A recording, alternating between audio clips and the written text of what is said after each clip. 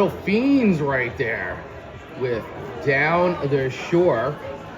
And ironically, I timed that perfectly. Oh, yeah, I like that band. There you go. That's a good band. I timed that perfectly because I knew that I was going to be joined by Mr. Jerry Jones here from The Fiends. What's up, buddy? How are you? Hey, man. Hanging in there, man. I'm still here. That's great. I'm glad you're still here. They can't kill me. They keep trying, but it's not working. It's all right, man. I'm glad you're still here. I'm glad you're still here making music. Yeah. In the 2000s. You believe this? The 2020s. That was real. You know, it's funny. Every decade I say, you know what? We got to keep working hard because we're not going to be doing it next. So when we're kids, you know, I know you're not going to do it in your 20s, so we got to work hard. Right. Oh, in the 20s, we're not going to be doing it in the 30s, right? Right. So, right. No, it's been the same thing, and I'm still doing the same thing. Like, well, I'm not going to be doing it in the 60s, so it better be. Yeah. You know. I better get it all done now because that's what keeps.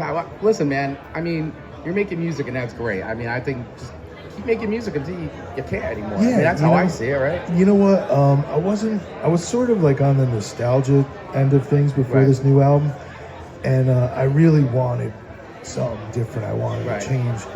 And then COVID hit, and I got a chance to write a record, record a record, mix a record, with no, timeline or anything, Yeah, no pressure there. And it's not like a real COVID project. I didn't want it to have anything to do with it.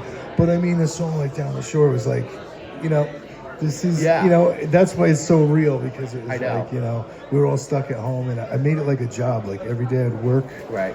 And then right after work, I'd go downstairs and just like have time. That was what I told people. Like, I don't have time to write a record or record a record. And all of a sudden, we had all the time in the world to do this stuff. I know. Well, then you're sitting home and it's like, well, what am I gonna do? Well, I might as well write some music. And then before you know it, you got a whole record's worth of material. So, yeah, I mean, I love that Down the Shore songs. It's like, I mean, obviously being from New Jersey, growing up in New Jersey, man, that's it. Where you going on vacation? Oh, going down the shore. You go down for a weekend or whatever. But it's like perfect.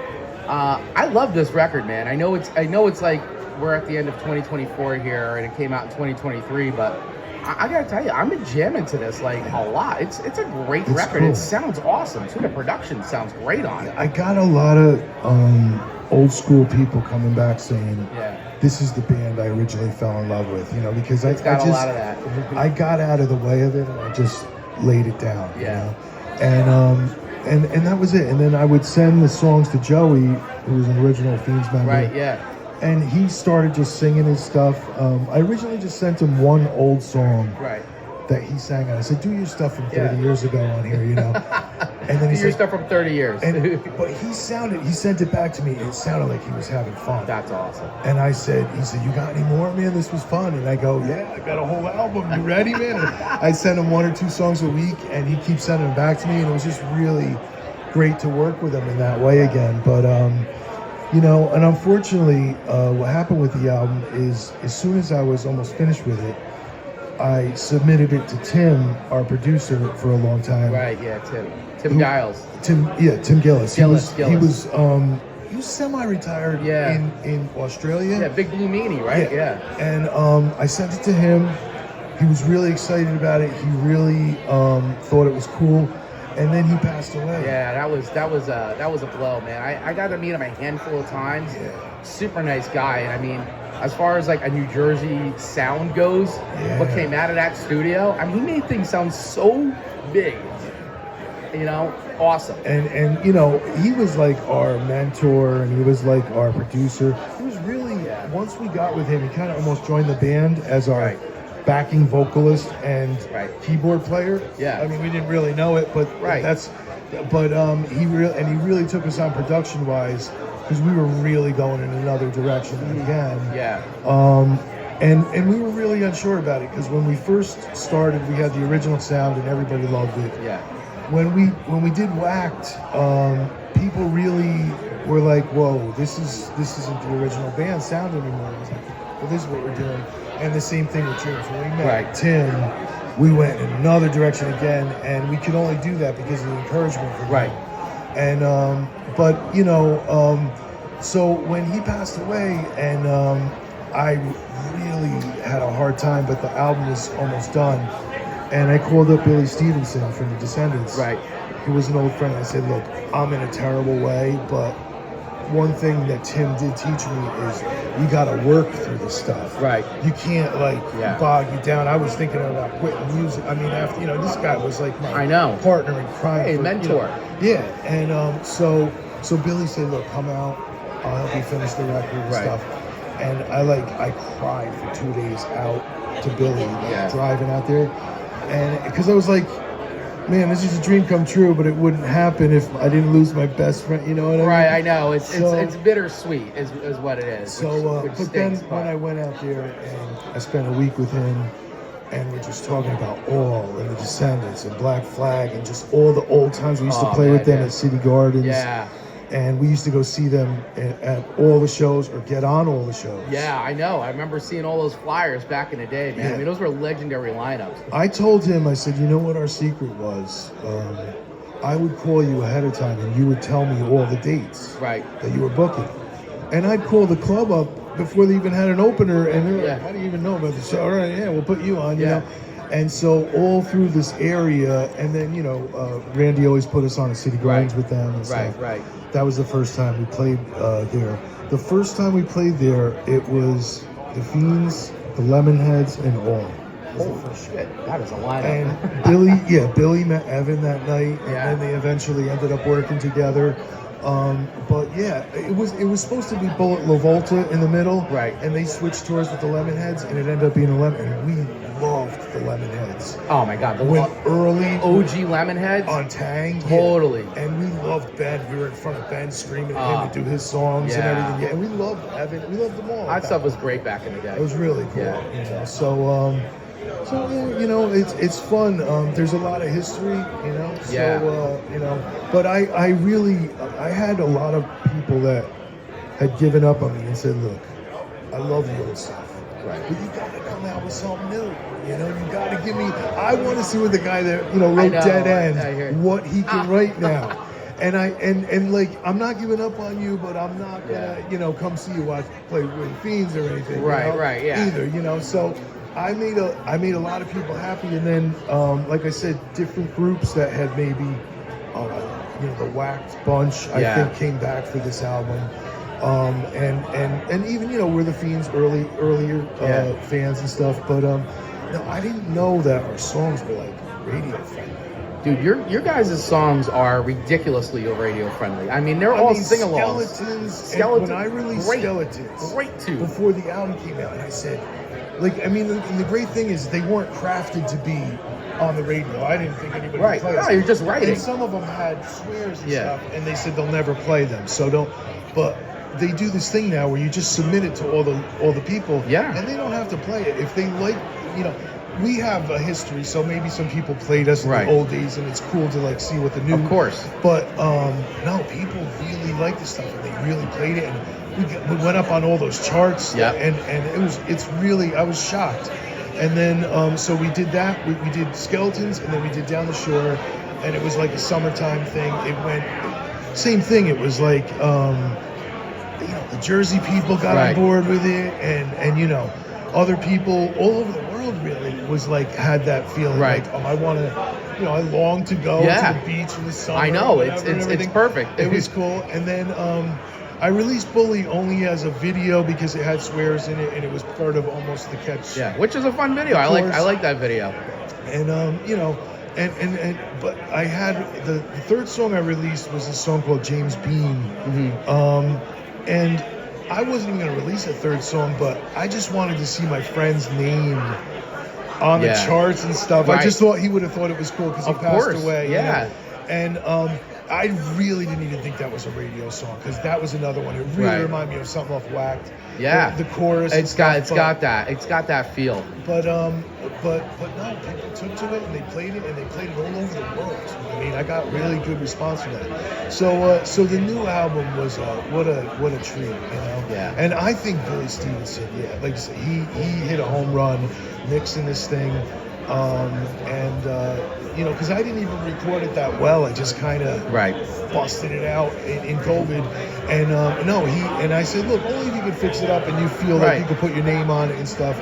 But no, he remembers us. He treats us like I'm guest list for life, dude. Like, Right. we were with all when nobody was with them, and they're like, they Yeah. remember that. They're like, dude, we used to get excited when we used to come around, Right. and it was like, oh, well, we're almost by the Fiends, and they're going to go to CB's with us, and they're going to go to Sea Yeah. Gardens with us, and they're going to do all the, we bought all the merch, and we got them places to stay and stuff. Yeah, so they remember that, I'm gonna It's really say, cool. I'm gonna admit something. Very, very. So, growing up in Totowa, because Totowa for everybody, all you New Jersey guys, you guys know where Totowa is, Passaic County. But I grew up in Totowa.